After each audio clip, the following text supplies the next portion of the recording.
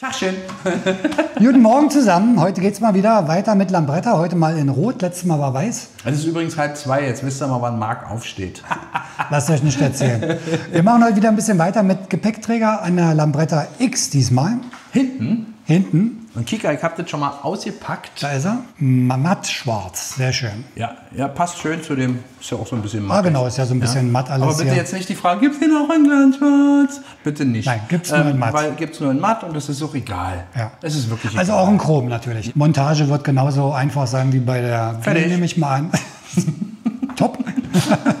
Kabelbinder durch, fertig. Ja, reicht. Ja, genau. Reicht. Und das machen wir heute. Micha wird den jetzt mal kurz anmontieren, damit ihr seht, wenn ihr so ein Ding bestellt, wie das funktioniert. Bestellen könnt ihr den bei Kaffee Racer 69. Wie immer, E-Mail ist unten in der Videobeschreibung. Sollte recht fix gehen, könnt ihr also auch ganz easy zu Hause machen. Aber total easy peasy. Demnächst kommt auch da der Gepäckträger für vorne. Ja. Das zeigen wir euch dann wieder in einem separaten Video, weil das ein bisschen komplexer ist mit dem Bohren hier vorne. Und da brauchen wir ein bisschen mehr Zeit, von daher das separat. Heute mal das schnelle, kurze Video mit dem Gepäckträger hinten. Also hier bin ich auch so ein bisschen irritiert, was das für Schräubchens sind, die hier mitgeliefert werden. Aber egal, wir werden gleich sehen, weil wir bauen ihn noch zum ersten Mal an. Ah, passt hier hinten. Ah ja. Ja, und passt hier. Gut. Siehst du, hier brauchen wir die Dinger. Weißt du was, das ist auch witzig, oder finde ich schön. Bei der Lambretta kriege ich mal Werkzeuge zum Einsatz da drin, die ich sonst nie benutze. Ja. Ja, wirklich. Werkzeug 12er Nuss selten, ne? bei ABS-Block, Leitung am ABS-Block, Ganzleitung. Da musst du aber auch nur ran, wenn du Lenkkopflager machst, ansonsten nicht. Hier kommt jetzt der auch wieder ab. Würde ich mal sagen, weil wäre ja sonst dreifach gemoppelt. Und wie immer, nicht auf dem Werkstattboden, sondern In so ein Kästchen rein. in eine Ah, Box. zack. Okay, wir haben jetzt hier mal ein bisschen rumgehalten, haben den Originalhalter weggenommen. So, jetzt kicken wir mal hier. Und ehrlicherweise, die Auflagefläche hier, die gefällt mir ja gar nicht. Ja, da Die unten hier ist so ein bisschen ganz andere. Gewinde. Guck mal, das ist eine ganz andere Auflagefläche. Also so ein bisschen größer einfach. Und hier, das hier ist das Kunststoff. Hier, das sind die Bohrungen. Und wenn ich jetzt Dann liegt das auf dem Kunststoff liegt das auf. das ist so Suboptimal. das kann es nicht sein. Glaube ich nicht, dass das so gedacht ist. Ich würde behaupten, Man lässt das alte da. man lässt das drinne und tut das hier drauf, weil die Auflagefläche eine viel, viel bessere ist, als wenn ich das weglasse. Ja. Das kann es nicht sein. Zumal hier hinten dann die Schraube auch Die nicht mehr Schraube ja reingeht. auch nicht mehr drin. Ja, also muss es dranbleiben. Gut. Also tun wir die hier. Learning die, by doing. Die Schrauben mussten ja raus. Dann werden hier ja diese Schräubchen mitgeliefert, Und jetzt brauchen die wir ja die auch langen. deutlich länger sind, die zwei. Das macht dann auch Sinn alles, weil, das gucken wir uns gleich mal an im Vergleich. Kick mal, ne, das ist ja mal ein deutlicher Unterschied. Ja. Folglich wird es so gedacht sein, dass sie da rauf sind. So, ich nehme wieder mein Handwerkzeug. Ja, diesmal richtig schrauben. Also das ist diese Verkleidung aus Kunststoff. Das hier ist Metall, ne? Das sind die Verkleidungsteile, die hier aus Kunststoff sind. So, guck mal, was wir hier für Unterlegscheiben haben. Damit sich einfach die Auflagefläche vergrößert. genau. Wir haben ja auch das zeigen wir mal kurz. Kann man klar weggenommen. So, auch hier sieht man dann gleich mal, ne, dass diese Kunststoffverkleidung hier. Also die Auflagefläche wird schon sehr klein jetzt. Das sieht auch irgendwie komisch aus. Sieht auch komisch aus, ja. Also ich würde mal behaupten, dass das so gedacht ist, dass die hier drauf die da bleiben. Weil es macht auch, also rein von der Konstruktion her, macht es deutlich mehr Sinn.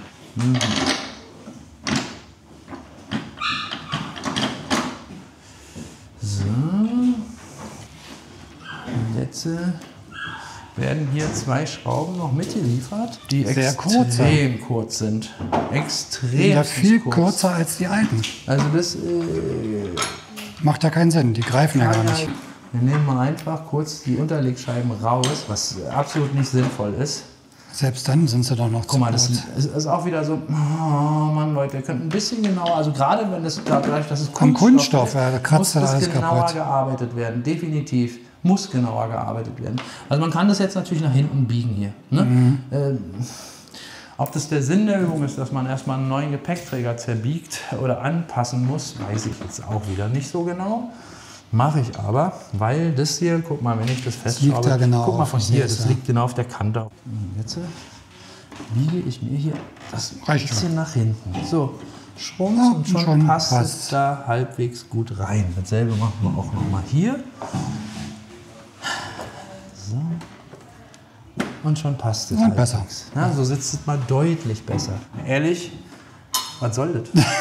Ja, die passen Also, gar nicht. ich weiß nicht, ob sie dafür gedacht sind. Ich kann es mir beim besten Willen nicht vorstellen. Es gibt ja sonst keine andere Stelle, wo es Schrauben gibt keine hinkommen. andere Stelle, wo es passt. Ehrlicherweise, was soll das? Bleiben wir mal bei den Originalschrauben, die passen dann wenigstens. Ich nehme die jetzt raus hier vorne nochmal und setze zuerst hinten an, weil hier vorne habe ich mehr Gewalt. Hier kann ich ein bisschen nachbiegen. Fairerweise muss ich sagen, die Vespa-Gepäckträger sind auch alle ein bisschen schief und krumm. Okay. Es scheint irgendwie Made in Italy, ist anscheinend da echt so eine Sache. Ich weiß, ich schimpfe immer ein bisschen viel, aber Jungs, das, ganz ehrlich, überlastet den Taiwanesen, die können es besser. Also kann ja nicht so schwer sein, einen Gepäckträger zu konstruieren, ehrlich gesagt. So, den willst du nämlich nicht hinterher ansetzen, weil hier kommen jetzt noch zwei Sachen dazu. Du hast keine Möglichkeit, Von oben durchzukommen. von oben ranzukommen. Das heißt, du kannst nicht mit einer Verlängerung und irgendwas arbeiten, deswegen unbedingt hinten zuerst ansetzen. Der Winkel ist auch schlecht. Deswegen haben die kurzen Schrauben, guck mal hier rum, Deswegen haben die kurzen Schrauben, die zu kurz sind, weil sie nicht fassen. Weil es hier so schräg ist, das Die Blech kurzen hinten. Schrauben sind aber zu kurz. Ich hole sie mal. Das heißt, du hast Probleme beim Ansetzen, weil der Winkel der Trägerleiste hier hinten zu schräg ist. So. Und bitte? Soll jetzt wie fassen? Natürlich, ohne Unterlegscheibe baue ich das auf keinen Fall auf das Plastik auf. Ja. Ha? Also, Mann, Leute, ehrlich. Deshalb haben die auch einen anderen Kopf, die Schrauben. Die haben nämlich einen Rundkopf, weil die wissen, dass du mit dem Eckigen da gar nicht rankommst. Oder dass du Probleme hast, daran zu kommen, sagen wir mal so. Und wenn du jetzt kein ummanteltes Werkzeug hast, verkratzt du den schon wieder, das Schwarze. Ja? Da musst du echt aufpassen bei der Montage. Ja, Also wichtiger ist Tipp, okay. immer erst hinten ranbauen, festschrauben, bisschen lose lassen, damit man die vorne noch rankriegt. Und nicht erst vorne und dann hinten. Das funktioniert nicht. Ja, oder es macht unfassbare Schwierigkeiten. Ja. Genau. Und die Gefahr von Lackkratzern wird einfach unnötig vergrößert. So sieht ja schon sehr technisch aus hier mit dem Originalhaltegriff behalten und so, keine Frage. Aber das ist ja bei der G, also ich habe das bei der G ausprobiert, das funktioniert ja nicht, wenn den Haltegriff dran lässt. Ja, da geht's Hier nicht, ja. funktioniert es mit, das sind dann auch so. Jetzt wissen wir das, liebe Werkstätten und wer auch immer das in Zukunft macht. So richtig toll wäre, wenn es dazu einen Hinweis gegeben hätte. Guck mal, ich zeige das auch gerne. Siehst du diesen kleinen Kratzer dort am Plastik, Ja, am Kunststoff? da unten. Ne? Ja, da, weil es da reinkratzt. Ja? Das finde ich, sollte man schon mal erwähnen. Hätte man eine andere Haltung machen können, so wie hier vorne zum Beispiel mit wenn so man einem Steg. Entweder Ne? ein Steg oder du hättest ja auch eine dicke Scheibe nehmen können, dass das Ding eine Idee höher kommt und gar nicht hier reinwandert erst. Verstehst du? Ja, ja, das ist Ne, nicht dass schön das plan gemacht, ja. ist dann praktisch. Also die mitgelieferten Schrauben sind deutlich zu kurz. Die funktionieren einfach nicht. Montiert die Kiste. Hier Hält ja auch ganz gut Ja, jetzt, ne? sieht jetzt schon hier sehr technisch aus, finde ich. Irgendwie, Ja, ist jetzt oder? viel hier, ne? So, Ist jetzt der natürlich ein bisschen überflüssig. Jetzt hält man sich wahrscheinlich eher hier fest, aber jetzt komme ich mit einer kleinen Kritik um die Ecke. wenn man sich hier festhält. Ne? Ich habe gerade keine Handschuhe an. Wenn ich jetzt auch noch Handschuhe anhabe mit Protektoren, wird es hier schon eng. Kommst du da nicht mehr Ich bin durch. eh kein Fan von dem Festhalten hier. Von Ja, ja. daher ist es egal. Ja? Das ist jetzt Kritik auf ganz hohem Niveau.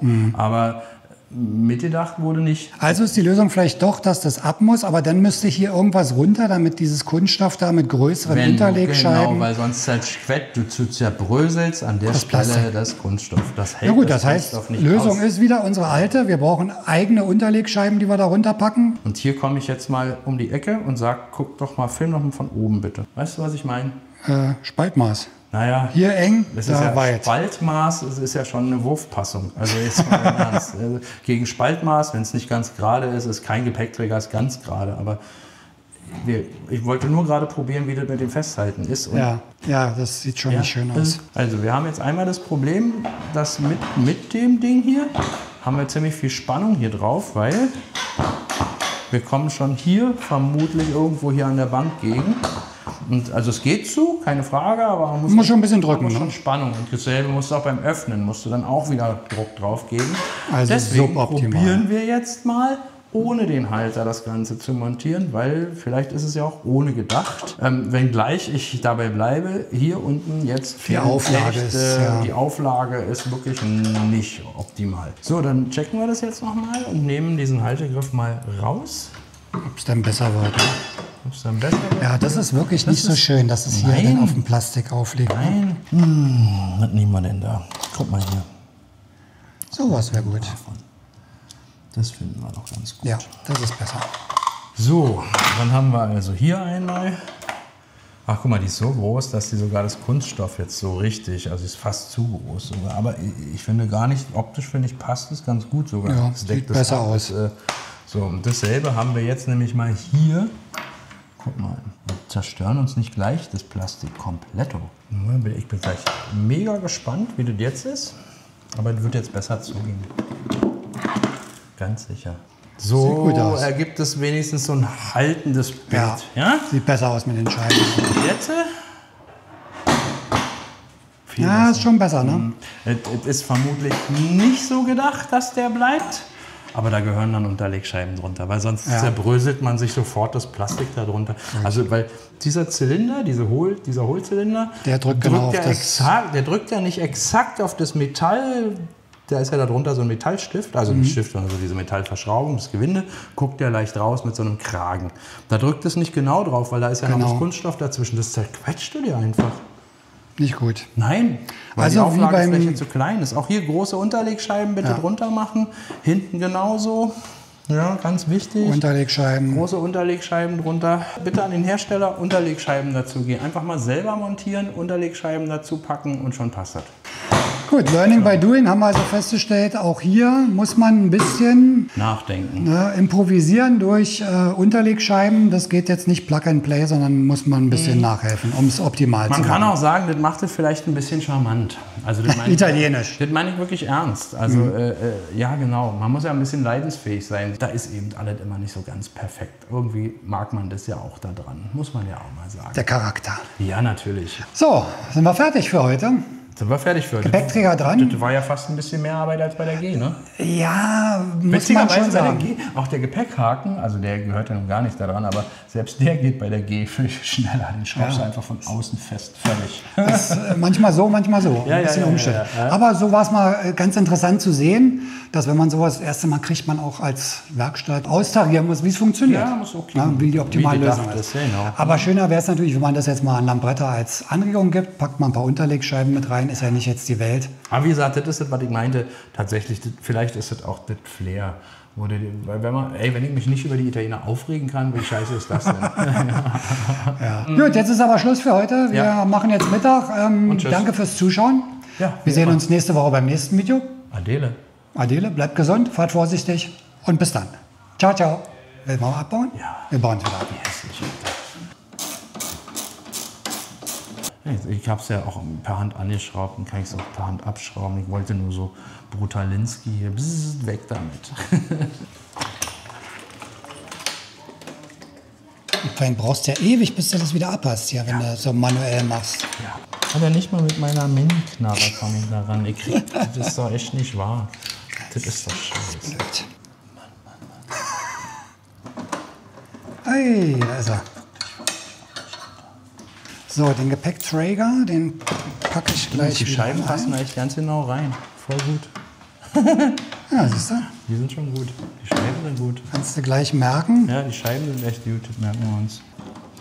Übrigens, guck mal, wenn es eng ist. Das ist geil, oder? Was ist das denn? Das Ich ist habe eine noch gar geile nicht Knarre, gesehen. oder? Wenn es eng ist. Das ist ja eine geile Knarre. Hört sich ein bisschen seltsam an, wenn du das so sagst. Echt? Findest du alles? Aber das habe ich auch noch nicht gesehen. Wenn man Wenn's hinten mal so dreht. richtig, du hast halt die normale Knarre. Ja. Und Das ist dann, von Wirth ist das. Und dann hast du, wenn es mal irgendwie wo es so eng ist, wo du nicht mehr so kannst, drehst du einfach. drehst du einfach. Das ist ja abgefahren. Das ist geil, Das oder? habe ich bisher noch nicht gesehen. Das ist echt geil. Hm? Tolle Erfindung. Ey, so sieht es da wieder aus wie ein Roller. Ja, es ist schon schicker.